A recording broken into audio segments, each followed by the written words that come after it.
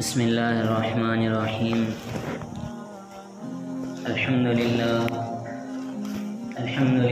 نحمده ونستعینه ونستغفره ونؤمن به ونتوکل علیہ ونعوذ باللہ من شرور انفسنا ومن سیئات اعمالنا من يهده الله فلا مضل له ومن يضلله فلا هادي له ونشهد أن لا إله إلا الله وحده لا شريك له ونشهد أن سيدنا ونبينا ومولانا محمدا عبده ورسوله الذي أرسل بالحق بشيرا ونذيرا وداعيا إلى الله بإذنه وسراجا منيرا فقد قال الله تبارك وتعالى في القرآن المجيد والفرقان الحميد أعوذ بالله من الشيطان الرجيم بسم الله الرحمن الرحيم وإذ يمكر بك الذين كفروا ليثبتوك أو يقتلوك أو يخرجوك ويمكرون ويمكر الله والله خير الماكرين صدق اللہ العظیم سبحان ربک رب العزة عما يصفون وسلام علی المرسلین والحمد للہ رب العالمین اللہم صل وسلم وبارک علی سیدنا ونبینا ومولانا محمد وعلی آلہ وصحبہ اجمعین اللهم صل وسلم وبارك على سيدنا ونبينا ومولانا محمد وعلى آله وصحبه أجمعين اللهم صل وسلم وبارك على سيدنا ونبينا ومولانا محمد وعلى آله وصحبه أجمعين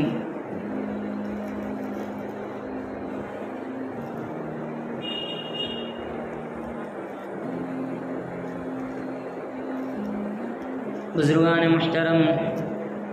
حاضرین دین، نوجوانان ملت اور میرے دینی و ایمانی بھائیوں، السلام علیکم ورحمۃ اللہ وبرکاتہ۔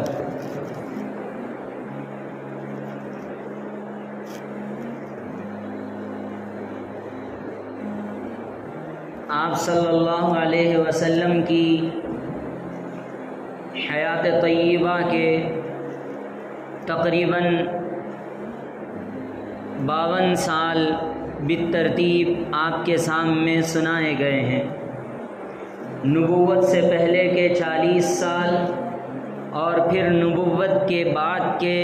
12 سال آپ کے سامنے مختلف جمعوں میں بیان کیے گئے۔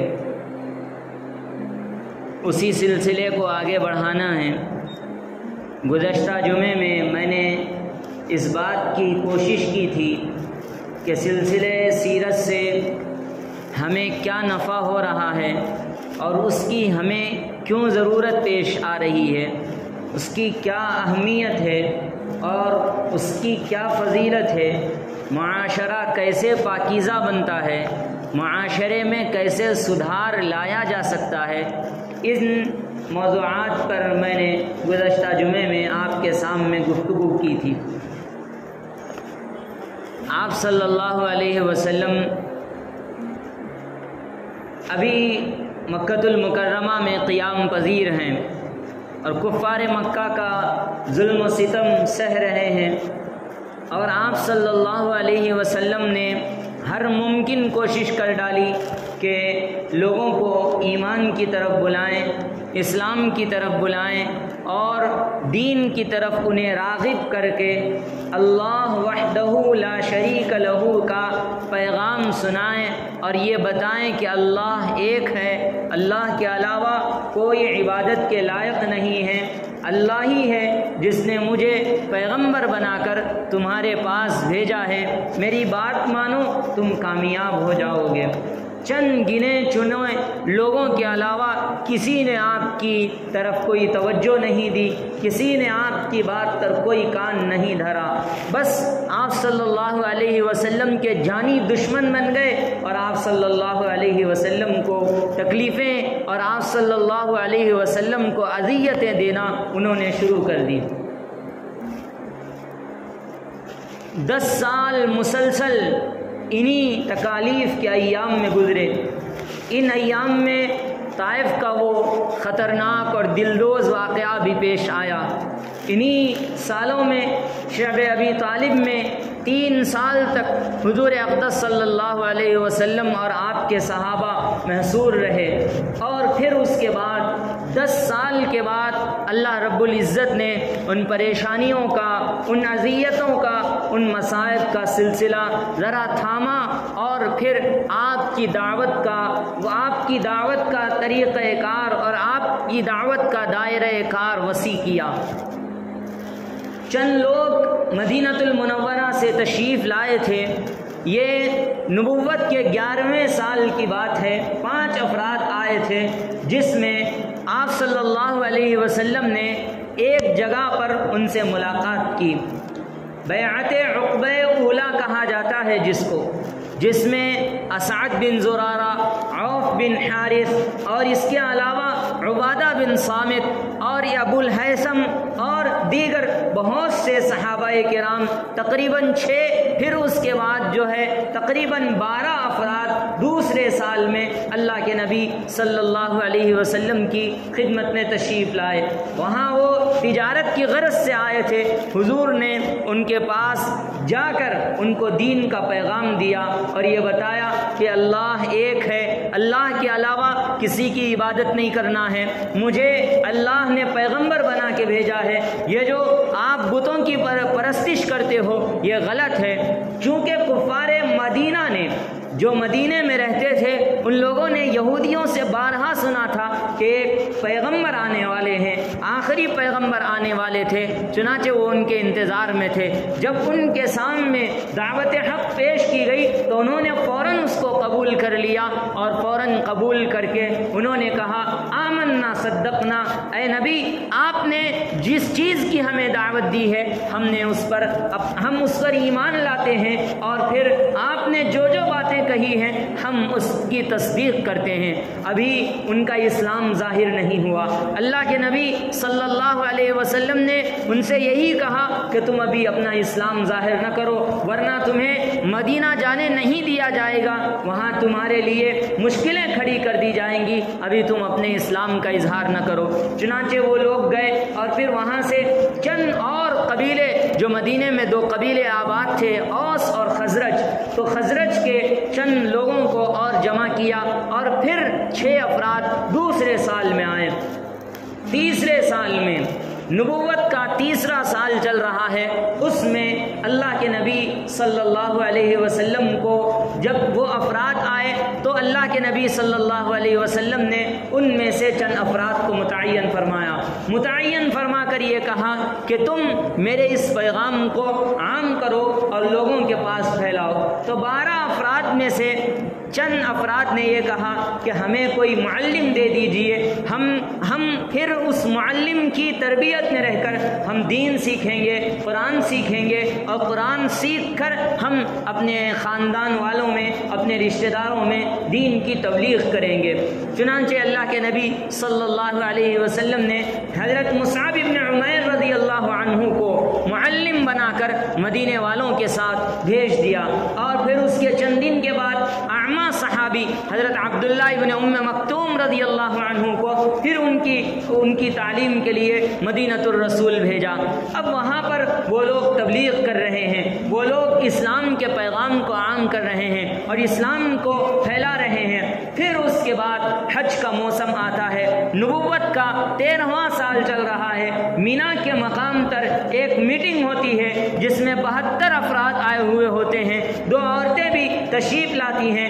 اسلام کی یہ بیعت عقبہ ثانیہ کہا جاتا ہے، اور یہ بیعت مسلمانوں کے لیے بہت بہت فیصلہ کن ثابت ہوتی ہے، اور یہ بیعت مسلمانوں کا ایک رخ موڑنے والی ثابت ہوتی ہے۔ وہاں پر اللہ کے نبی صلی اللہ علیہ وسلم پھر ایک چھپی ہوئی پوشیدہ گھاٹی میں وہ تمام افراد کو جمع کرتے ہیں۔ حضرت ابو بکر اور حضرت علی رضی اللہ عنہ دونوں پہرہ داری کر رہے ہیں، باہر ٹھہرے ہوئے ہیں اور پہرہ داری کر رہے ہیں کہ کہیں کفار مکہ کو بھنک نہ لگ جائے، کہیں یہ ہماری راہ میں رکاوٹ نہ بن جائے۔ اندر آپ کے ساتھ حضرت عبداللہ ابن عباس رضی اللہ تعالی عنہ، حضرت عباس رضی اللہ تعالی عنہ جب اسلام نہیں لائے تھے، اسلام لا چکے تھے لیکن اپنے اسلام کا اظہار لوگوں کے سامنے نہیں کیا تھا، اپنے اسلام کا اظہار نہیں کیا تھا، وہ اندر تشریف فرما تھے۔ آپ صلی اللہ علیہ وسلم نے ان کو پیغام دیا اور ان کے سامنے یہ بات کہی کہ اللہ ایک ہے اور میں اللہ تعالیٰ کی طرف سے ایک پیغمبر بنا کے مبعوث کیا گیا ہوں۔ جو بتوں کی پرستش کی جاتی ہے یہ غلط ہے، یہ جو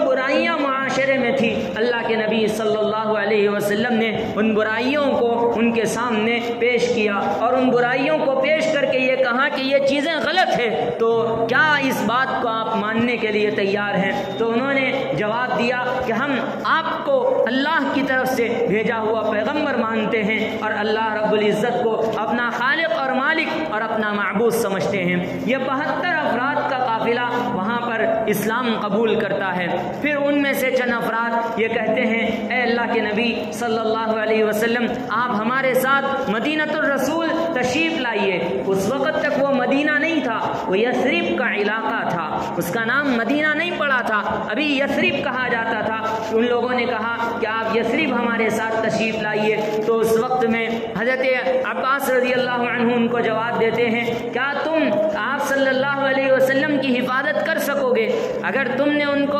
وہاں بلا لیا تو پھر یہ ہوا کہ تم نے پورے مکے سے دشمنی مول لی، پورے یہاں کے جتنے بڑے بڑے خاندان اور قبائل ہیں سب سے تم دشمنی مول لینا چاہتے ہو۔ اگر تم تیار ہو کہ تم حضور اقدس صلی اللہ علیہ وسلم کی حفاظت کر سکو گے تو تم لے جاؤ، ورنہ اگر تم حفاظت نہیں کر سکتے تو وہاں جا کے چھوڑنے کے بجائے ابھی یہاں سے تم چھوڑ دو۔ تو اس وقت میں حضرت ابو الہیثم کھڑے ہوتے ہیں اور کہتے ہیں واللہ ہم آپ کا ساتھ نہیں چھوڑیں گے، ہم اس دنیا میں بھی آپ کا ساتھ نہیں چھوڑیں گے اور آخرت میں بھی آپ کا ساتھ نہیں چھوڑیں گے۔ پھر حضور اقدس صلی اللہ علیہ وسلم تمام جو انصار صحابہ آتے ہیں ان کو جوڑ کر بیعت کرتے ہیں، ہاتھ لے کر اللہ کے نبی صلی اللہ علیہ وسلم بیعت کے کلمات پڑھاتے ہیں، بایعونی علی السمع والطاعة فی المنشط والمکرہ۔ تنگی اور اچھائی اور برائی دونوں کے توم پر دونوں صورت و حال میں تم میری بیعت کرو گے اور میری بات مانو گے، چاہے تمہیں تنگی کی حالت ہو، چاہے تمہیں خوشحالی کی حالت ہو، چاہے تم کسی بھی صورت حال سے گزر رہے ہو، تم میری بات مانو گے، تم میرا کہنا سنو گے۔ یہ پہلی بیعت تھی۔ اللہ کے نبی صلی اللہ علیہ وسلم نے پہلا کلمہ ان سے یہ لیا کہ تم ہر حال میں میری بات مانو گے، ہر حال میں میری بات مانو گے۔ پھر اللہ کے نبی صلی اللہ علیہ وسلم نے فرمایا وَالنَّفَقَةِ فِي الْعُسْرِ وَالْيُسْرِ، تنگی کے زمانے میں اور کشادگی کے زمانے میں، دونوں زمانوں میں تم میری مدد کرو گے۔ اللہ کے نام پر جب تم سے سوال کیا جائے گا کہ اللہ کی راہ میں خرچ کرو تو تم پیچھے نہیں ہٹو گے، تنگی اور خوشحالی کے زمانے میں تم انفاق کرو گے۔ پھر اللہ کے نبی صلی اللہ علیہ وسلم نے بیعت کا تیسرا کلمہ پیش فرمایا اور پھر فرمایا والامر بالمعروف والنہی عن المنکر، ہر حال میں امر بالمعروف اور نہی عن المنکر کرو گے، یعنی نیکیوں کی تبلیغ کرو گے، نیکیوں کو پھیلاؤ گے اور برائیوں سے روکو گے۔ اللہ کے نبی صلی اللہ علیہ وسلم نے پھر فرمایا کہ تم اللہ کے سلسلے میں کسی کا خوف نہ رکھو گے، یعنی جو اللہ کا حکم ہے، جو توحید ہے، اس کے سلسلے میں تمہیں کسی کا خوف نہیں ہونا چاہیے، صرف اللہ کا خوف ہونا چاہیے اور کسی کا خوف نہیں ہونا چاہیے۔ پھر اللہ کے نبی صلی اللہ علیہ وسلم نے بیعت کا 5واں کلمہ ارشاد فرمایا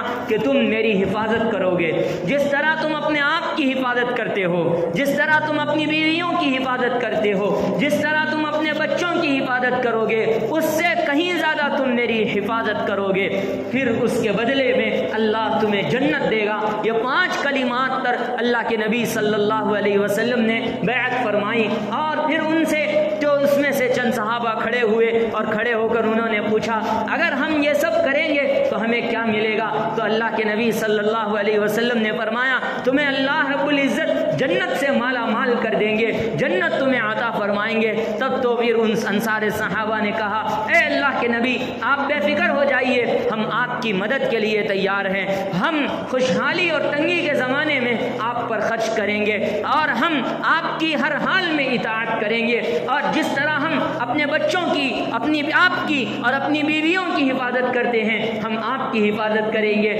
یہ بیعت عقبہ ثانیہ کہلاتی ہے۔ جب یہ بیعت ہوئی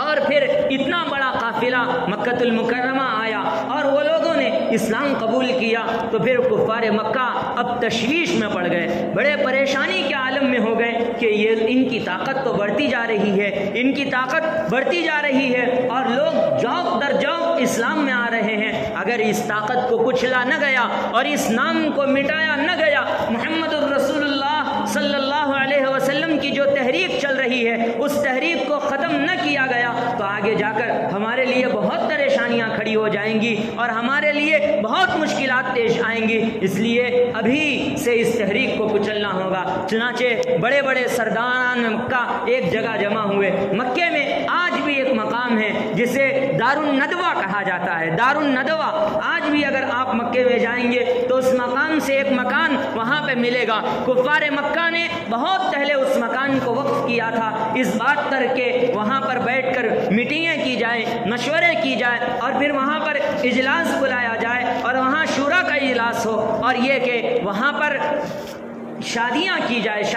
شادی بیاہ کے معاملات کیے جائیں، بہت سارے معاملات کے لیے ایک مکان کو وقف کیا تھا دار الندوہ کے نام سے۔ وہاں پر اب اس تحریک کو کچلنے کے لیے بڑے بڑے سرداران مکہ جمع ہو رہے ہیں، عتبہ ہے، شیبہ ہے، ربیعہ ہے، اور اس میں ابو البختری ہے، مالک بن حزام ہے، اور پھر اس میں شیطان بھی موجود ہے۔ روایت میں آتا ہے ایک بوڑھے شیخ کی شکل میں وہاں سے شیطان آیا، اور شیطان آ کر یہ کہا کہ مجھے بہت تجربہ ہے، کہ میں بہت تجربہ رکھتا ہوں اپنے اندر، میں بھی اس تحریک میں تمہاری مدد کروں گا اور اپنی رائے پیش کروں گا۔ چنانچہ وہاں کفار مکہ کے تقریباً 12 سرکردہ افراد، بڑے بڑے افراد جمع ہوئے اور اس بات پہ فیصلہ ہو رہا ہے کہ اس تحریک کو کیسے کچلا جائے، اس تحریک کو کیسے مٹایا جائے۔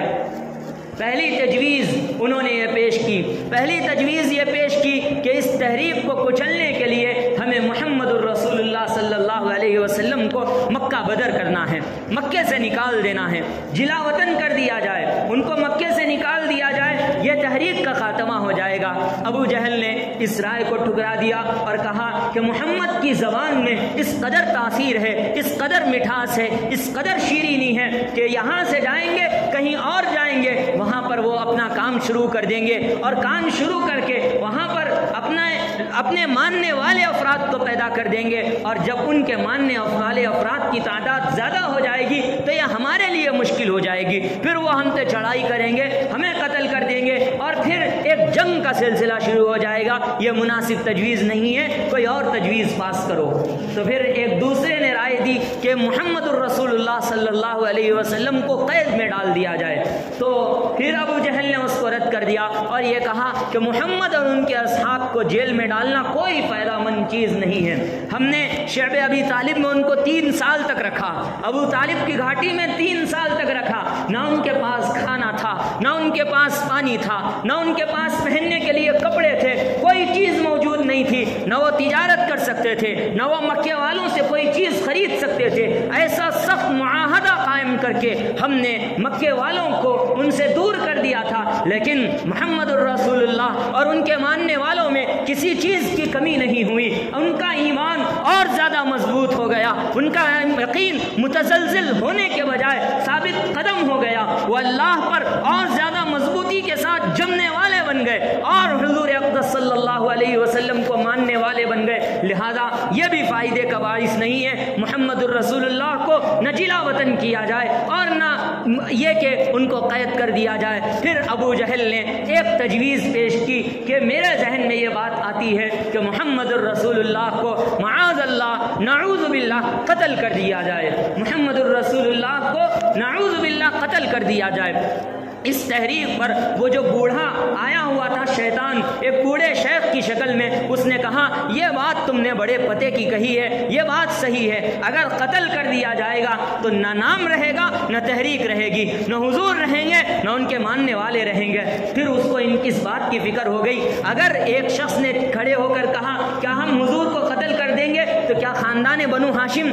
हमारे से मुकाबला नहीं करेगा? क्या ख़ानदान बनु मुत्तलिब खामोश बैठा रहेगा? क्या ख़ानदान बनु अबू तालिब क्या खामोश बैठा रहेगा? हम उनसे कैसे मुकाबला करेंगे, हम उनसे कैसे झगड़ा करेंगे? तो उस वक्त में शैतान ने उनको ये तरकीब बताई, देखिए तुम्हें एक तरह से मसला हल करना नहीं है, तमाम कबीलों में एक एक सरदार अपना मुतय्यन करो और फिर उस सरदारान में से एक एक जवान को लो और एक एक जवान में से तुम में से हर कोई शख्स कत्ल करे, एक शख्स कत्ल न करे बल्कि हर कोई शख्स कत्ल करने की कोशिश करे। और जाहिर सी बात है अगर 12 के 12 मक्के के बड़े कबीले हुजूर अक़दस सल्लल्लाहु अलैहि वसल्लम को नऊज़ु बिल्लाह कत्ल कर देंगे तो ख़ानदान बनु हाशिम, ख़ानदान बनु मुत्तलिब, ख़ानदान बनु अबू तालिब तुम्हारा मुकाबला नहीं कर सकेंगे, तुमसे क़िसास नहीं ले सकेंगे, बस तुमसे दियत तलब करेंगे। और दियत में क्या तुम्हारे पास इतनी इस्तिताअत नहीं है कि तुम क्या एक आदमी की दियत अदा नहीं कर सकोगे? तो सब लोग इस बात पे मुत्तफ़िक़ हो गए कि आज हुजूर अक़दस सल्लल्लाहु अलैहि वसल्लम को कत्ल करना है। हुजूर अक़दस सल्लल्लाहु अलैहि वसल्लम की ये कत्ल की साजिश हो रही है। और जब बैअत उक़बा सानिया हुई, जब बैअत उक़बा सानिया हज के अय्याम में ज़िलहज के मौके पर बैअत उक़बा सानिया हुई तो आप सल्लल्लाहु अलैहि वसल्लम ने सहाबाए किराम को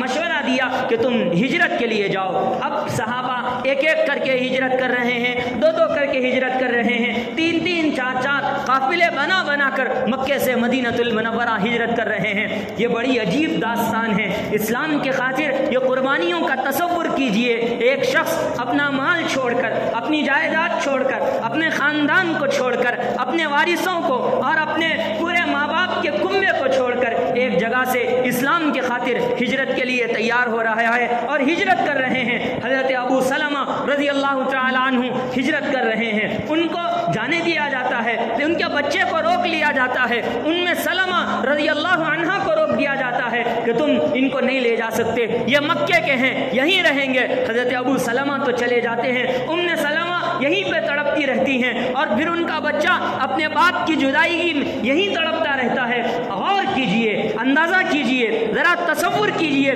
किस कदर अलमनाक सूरत हाल होगी। माँ को बाप से जुदा कर दिया जा रहा है, बच्चे को बाप से जुदा कर दिया जा रहा है, हर किसी को आपस में रखना अंदाज़ी डाली जा रही है और हुजूर अक़दस सल्लल्लाहु अलैहि वसल्लम के कत्ल की साजिशें हो रही है। ऐसे वक्त में हज़रत अबू बकर सिद्दीक़ रज़ी अल्लाह तआला अन्हु आते हैं और बस गिने चुने मुसलमान मक्के में हैं, बाकी अक्सर व बेशतर लोगों ने मक्के से मदीनतुल मुनव्वरा हिजरत कर ली है। आप सल्लल्लाहु अलैहि वसल्लम के पास हज़रत अबू बकर आते हैं और कहते हैं ऐ अल्लाह के रसूल मुझे भी हिजरत की इजाज़त दीजिए, ऐ अल्लाह के रसूल मुझे भी हिजरत की इजाज़त दीजिए। तो अल्लाह के नबी सल्लल्लाहु अलैहि वसल्लम फरमाते हैं नहीं, अभी नहीं, मुझे भी हिजरत का इंतज़ार है, अल्लाह की तरफ से जब हुक्म आ जाएगा मैं भी हिजरत के लिए तैयार हो जाऊँगा। आप अंदाज़ा कीजिए, हज़रत अबू बकर सिद्दीक़ रज़ी अल्लाह अन्हु फ़र्त जज्बात में खड़े होकर पूछते हैं अस्सुहबतु अभी अंत या रसूल अल्लाह, क्या अल्लाह के रसूल آپ کی صحبت مجھے میسر ہوگی؟ اللہ کے نبی صلی اللہ علیہ وسلم اس بات میں جواب دیتے ہیں اور کہتے ہیں ہاں اللہ رب العزت آپ کو صحبت کے لیے میسر فرمائیں گے، ابھی انتظار کر رہے ہیں اور اب وہ وقت آ رہا ہے۔ یہ جو میٹنگیں ہو رہی ہے دارالندوہ میں، قتل کی سازشیں ہو رہی ہیں، اللہ کے نبی صلی اللہ علیہ وسلم کڑی دھوپ میں حضرت ابو بکر کے گھر تشریف لے جاتے ہیں۔ وہاں حضرت اسماء بنت ابو بکر رضی اللہ عنہا دیکھتی ہے کہ کوئی شخص آ رہا ہے، کڑی دھوپ میں آ رہا ہے۔ یہ عربوں میں آج بھی دھوپ کے وقت میں وہ باہر نہیں نکلتے۔ دیکھے کہ حضور اقدس صلی اللہ علیہ وسلم کڑی دھوپ میں تشریف لا رہے ہیں تو سمجھا کوئی اور ہوں گے، لیکن جب دیکھا تو حضور اقدس صلی اللہ علیہ وسلم تھے۔ دروازہ کھٹکھٹایا، حضور اقدس صلی اللہ علیہ وسلم نے حضرت ابو بکر باہر نکلے اور فرمایا اللہ کی طرف سے حکم آ گیا ہے، ہمیں آج کی رات میں ہجرت کرنی ہے اور پھر ہمیں نکلنا ہے، آپ اس کے لیے انتظامات کر دو۔ حضرت ابو بکر جواب دیتے ہیں میں نے اسی ہجرت کے لیے 4 اونٹنیاں پہلے ہی سے تیار کر رکھی ہیں اور سارا بندوبست کر رکھا ہے، ہمیں کس طرح سے مدینہ الرسول جانا ہے۔ اللہ کے نبی صلی اللہ علیہ وسلم حضرت ابو بکر کو شاباشی دیتے ہیں اور کہتے ہیں ابو بکر جس طرح تم دنیا میں میرے ساتھ رہے، تم مدینے میں میرے ساتھ رہے، مکے میں میرے ساتھ رہے اور قبر میں میرے ساتھ رہے، انشاءاللہ قیامت میں بھی اللہ تم کو میرے ساتھ رکھے گا، قیامت میں بھی اللہ تم کو میرے ساتھ رکھے گا۔ اب یہاں پر حضور اقدس صلی اللہ علیہ وسلم واپس اسی مکان میں تشریف لاتے ہیں، حضرت علی رضی اللہ عنہ کو اپنی جگہ پر سلاتے ہیں اور کہتے ہیں میں تمہیں یہاں اس لیے رکھ رہا ہوں کہ میرے پاس کفار مکہ کی چند امانتیں ہیں، وہ امانتیں تمہیں ان لوگوں کے سپرد کر دینا ہے۔ یہ دیکھو خاندان بنو ہاشم کی ایک امانت ہے، خاندان بنو مطلب کی ایک امانت ہے، اور یہ قریش کے فلاں قبیلے کی ایک امانت ہے، یہ قریش کے فلاں قبیلے کی ایک امانت ہے، سب کو دے دیجئے۔ آپ اندازہ کیجئے اس امین محمد عربی صلی اللہ علیہ وسلم کے پاکیزہ اخلاق کا، آپ اندازہ کیجئے حضور اقدس صلی اللہ علیہ وسلم کی امانتوں کے تقدس کا۔ آج ہم مسلمان ہیں، اسی نبی کے امتی ہیں، اسی نبی کے نام لیوا ہیں، وہ نبی جن کو امانت دار کہا جاتا تھا، خون کے پیاسے تھے آپ کے لیکن امانتیں آپ کے پاس رکھا کرتے تھے، خون کے پیاسے تھے آپ کے لیکن اپنی امانتوں کا تحفظ آپ کے پاس سمجھتے تھے اور آپ کے پاس امانتیں لا کے رکھتے تھے۔ آج ہم مسلمان ہیں، ذرا اس واقعے سے عبرت حاصل کیجئے، کیا ہم امانتوں کا اس طرح سے خیال رکھتے ہیں؟ امانتوں کے تقدس کی ہمیں کوئی اس طرح کی فکر ہے؟ سوچئے حضور کی پاکیزہ سیرت سے جو پیغام ملنے والا ہے اس پیغام کو سوچئے اور اس پیغام کو اپنی زندگی میں لانے کی کوشش کیجئے۔ امانتوں کا تقدس کیجئے، امانتوں کی حفاظت کیجئے، امانت میں خیانت نہ کیجئے۔ اللہ کے نبی صلی اللہ علیہ وسلم نے اس وقت میں جب کہ آپ کے قتل کی سازش ہو رہی تھی، آپ نے یہ پیغام اپنی امت کو دیا ہے۔ حضرت علی رضی اللہ تعالی عنہ بستر پر آرام فرما ہیں، آپ صلی اللہ علیہ وسلم سورہ یاسین کی تلاوت کر رہے ہیں اور یاسین کی تلاوت کرتے ہوئے آپ باہر نکلتے ہیں۔ وَجَعَلْنَا مِن بَيْنِ أَيْدِيهِمْ سَدًّا وَمِن خَلْفِهِمْ سَدًّا فَأَغْشَيْنَاهُمْ فَهُمْ لَا يُبْصِرُونَ۔ یہ آیت کریمہ پڑھتے ہیں اور مٹی ہاتھ میں لے کر اچھالتے ہیں اور پورے وہاں پہ جو محاصرہ کرنے والے 12 افراد تھے جو آپ کے قتل کے لیے آپ کے گھر کا محاصرہ کیا ہوا تھا، آپ کے گھر کا دائرہ انہوں نے وسیع کیا ہوا تھا، آپ صلی اللہ علیہ وسلم جب مٹی اچھالتے ہیں ان کی آنکھوں پہ پردہ پڑ جاتا ہے اور آپ صلی اللہ علیہ وسلم کسی کو نظر نہیں آتے۔ حضرت ابو بکر صدیق رضی اللہ عنہ کے پاس پہنچتے ہیں، وہاں سے اونٹنی پر سوار ہو کر وہاں سے حضور اقدس صلی اللہ علیہ وسلم غار ثور جاتے ہیں۔ وہاں غار ثور جاتے ہوئے اللہ کے نبی صلی اللہ علیہ وسلم بڑی نمدیدہ آنکھوں سے کعبۃ اللہ کو دیکھتے ہیں اور کہتے ہیں واللہ اے اللہ کی قسم، اللہ کی قسم اگر مجھے یہ لوگ مکے سے نہ نکالتے، مجھے تجھ سے بڑی محبت ہے، مجھے اے کعبہ تجھ سے بڑی محبت ہے، اے مکے کی زمین مجھے تجھ سے بڑی محبت ہے، اگر یہ لوگ میرے لیے قتل کی سازش نہ کرتے، اگر مجھے یہاں سے نہ نکالتے تو میں کبھی مکہ تجھے چھوڑ کر جدا نہ ہوتا۔ سوچئے آپ صلی اللہ علیہ وسلم کی آنکھوں میں آنسو ہے اور اپنے پورے کنبے کو جہاں آپ کا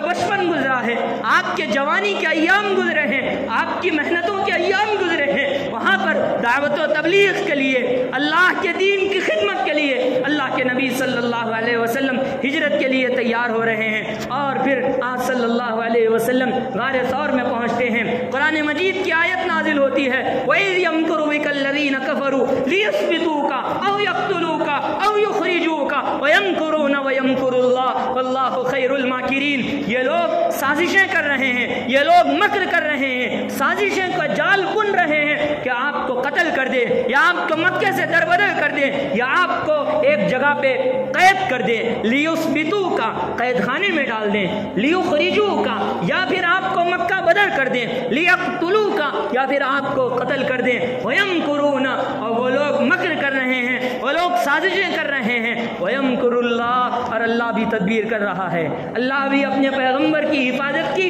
تدبیر کر رہا ہے, وَاللَّهُ خَيْرُ الْمَاكِرِينَ اور پھر اللہ بہترین تدبیر کرنے والا ہے. تم ہزار تدبیریں کرو لیکن اللہ کی تدبیر سے آگے تم بڑھ نہیں سکتے. یہاں تک آج کا واقعہ ہے, آج صلی اللہ علیہ وسلم غار ثور میں پناہ گزی ہیں, اس میں بھی واقعات پیش آ رہے ہیں. حضرت اسماء آپ کو کھانا لا کے پیش کر رہی ہیں, ابو جہل آپ کے پاس جب آتا ہے دیکھتا ہے کہ محمد الرسول اللہ نہیں ہے, وہاں حضرت علی ہے, تو فوراً یہ کہتا ہے کہ ابو بکر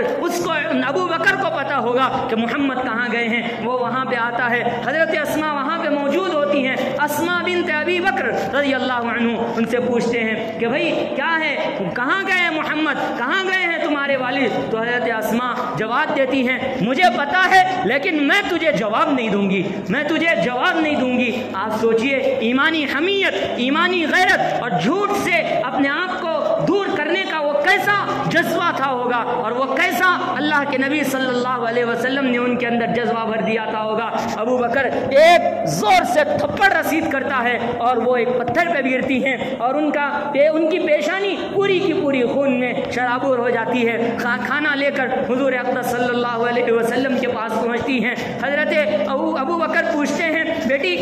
اپنے چہرے کو تم نے پردے سے کیوں ڈھکا ہوا ہے, ذرا بتاؤ کیا ہوا ہے. تو اللہ کے نبی صلی اللہ علیہ وسلم کو رو رو کے حضرت اسماء بیان کرتی ہیں جب آپ تشریف لے گئے ابا جان, وہاں ابو جہل آیا تھا, اس نے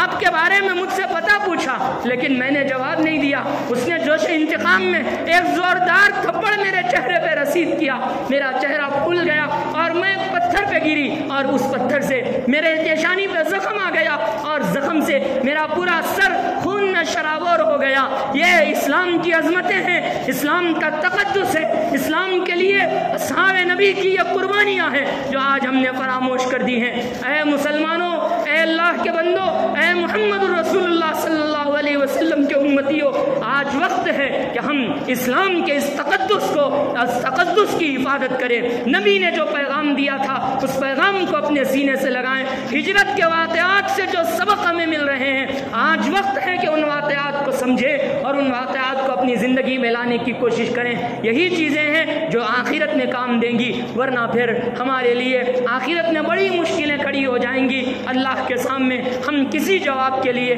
تیار نہیں ہوں گے. اس لیے ان ایام کے بارے میں غور کرنے کی آج ہی ضرورت ہے. اللہ پاک ہمیں سمجھنے کی توفیق نصیب فرمائے. بلا شبہ آپ نے اور آپ کے صحابہ نے اور تابعین, تبع تابعین, ائمہ مجتہدین نے اسلام کے لیے جتنی قربانیاں دی ہے پوری امت کی طرف سے اللہ ان پر کروڑوں رحمتیں نازل فرمائیں, کروڑوں برکتیں نازل فرمائیں. ہزارہا سلام اور درود حضور اقدس صلی اللہ علیہ وسلم کی ذات اقدس پر کہ جن کی وجہ سے آج ہم زندہ ہیں, جن کی وجہ سے آج ہم مسلمان ہیں. اللہ پاک ہمیں اس کی قدردانی کی توفیق نصیب فرمائیں. آمین یا رب العالمین. وصلی اللہ تعالی علی نبینا الکریم محمد و آلہ و صحبہ اجمعین برحمتک یا ارحم الراحمین والحمد للہ رب العالمین.